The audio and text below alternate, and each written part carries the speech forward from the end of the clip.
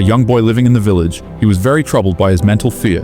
He was always afraid of something or the other. Sometimes he gets scared, thinking what his future will be like. Will he be able to fulfill his own and his parents' dreams or not? He felt that he had many shortcomings, and because of this thinking, he considered himself small and inferior in comparison to another. He was afraid to even talk to people openly when he sits or talks with people, so he feels that people's attention is only on his shortcomings. That's why he felt uncomfortable and nervous in front of many people. He was also jealous of how people around him were surpassing him, and at the same time, he is also afraid that his friends or people around him might overtake him. And if this happens, then he will prove to be small and weak in front of them. And due to the fear of being proven weak, he did not share any such information or opportunity with his friends and colleagues even after knowing it, in which it seemed that the other person would take advantage of that information or opportunity and overtake him. He had become so scared and mentally weak that he was happy to see other people fail. He often compares his work and progress with those of others around him, and feelings of jealousy and envy start arising in his mind towards the person who is more successful than him,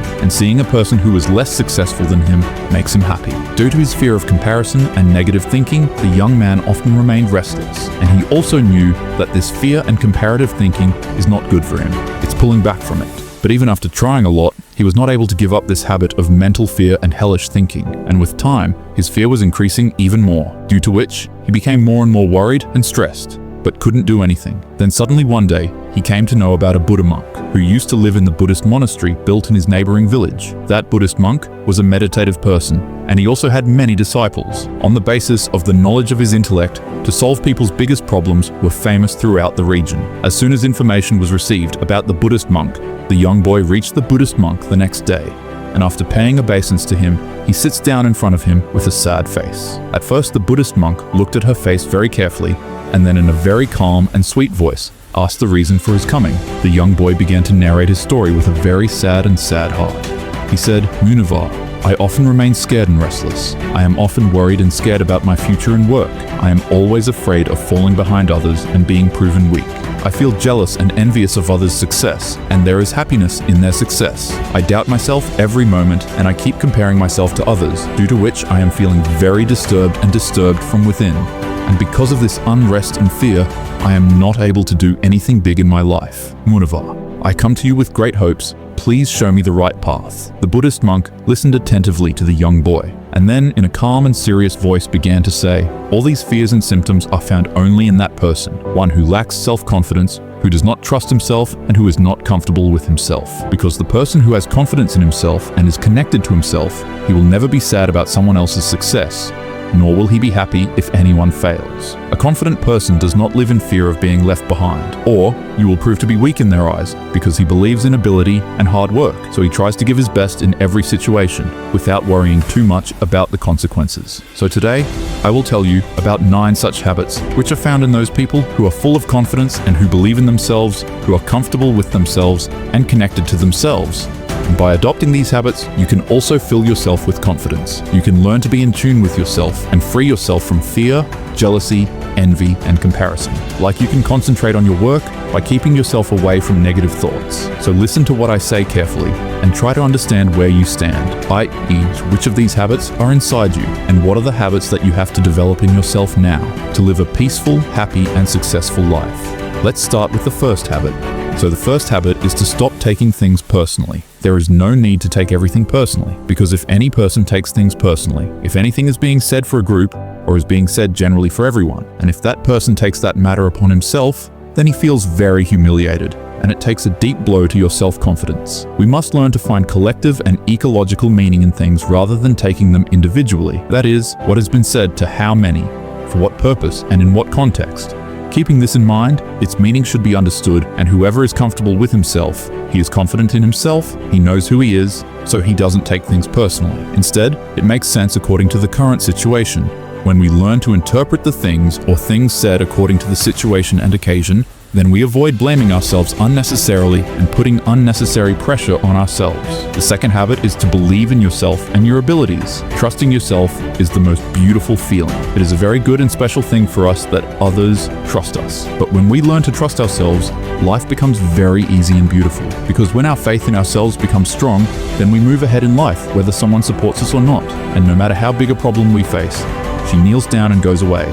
and we move ahead, laughing and smiling. The third habit of confident people is that there is a pause in their life, and he takes his adequate time without any nervousness. Everything in life is not achieved immediately, nor are the circumstances favorable at our time. It does not happen that everything will happen all at once and immediately. Many times it happens that we need to stop. A little pause is needed to understand and do things properly, and in the meanwhile, this time it takes, most people lose their patience. But a strong person who is comfortable with himself will have the characteristic that he will take a little time, but that will give confidence in the time he is speaking or the time he is devoting to that work. He's really making her and her life better. So that person will happily take his time and wait, and instead of getting worried, he will have a lot of patience and gratitude that at least things are happening. Then he will appreciate the time and maintain peace within himself, and the time will pass very nicely and peacefully. The fourth habit of confident and mentally strong people is that they believe in helping others move forward too. Only a strong person can take others forward and raise them higher.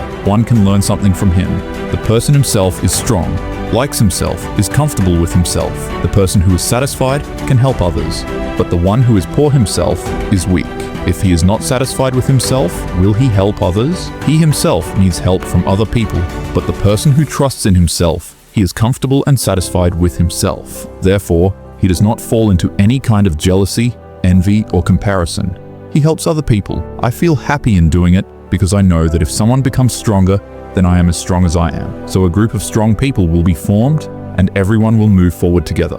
The fifth habit of self-confident and mentally strong people is that he knows how to express his views well without getting too angry, without losing his temper, without harming anyone, and without fear. Because such a person is comfortable and honest with himself, that is why he is aware of his mistakes and also knows where he is innocent, accepts his mistakes with full humility, and when he is right, he stands up without fear and defends his position. One keeps the talent very strong, but while remaining within the bounds of decency, without respecting one's dignity, a person knows very well when to present his point in a showroom, in front of 1,000 people or in front of the whole world, what steps to take. Similarly, the sixth characteristic of these people is that these people are mentally and emotionally strong and powerful. Who is truly strong, i.e. powerful from inner mind? The one who has knowledge but is not proud of his knowledge, the one who knows how to do the right thing at the right time, the one who knows how to be humble, the one who knows how to help others, is the same person. A true human being is powerful, independent, self-confident, successful, and satisfied. The identity of a truly strong human being is such that he keeps all the dimensions of his life and treats others like himself. Also believes in making powerful, because he knows that the more the positive energy is spread, the more it will come back to him and he will become more powerful. Think for yourself, what will happen if you live in a group of weak people? Gradually you too will become weak. But what will happen if you form a group of powerful people and their power increases? Gradually your power will increase. Then such people are truly powerful. The specialty of people who are self-confident and connected to themselves is that people are satisfied with their life.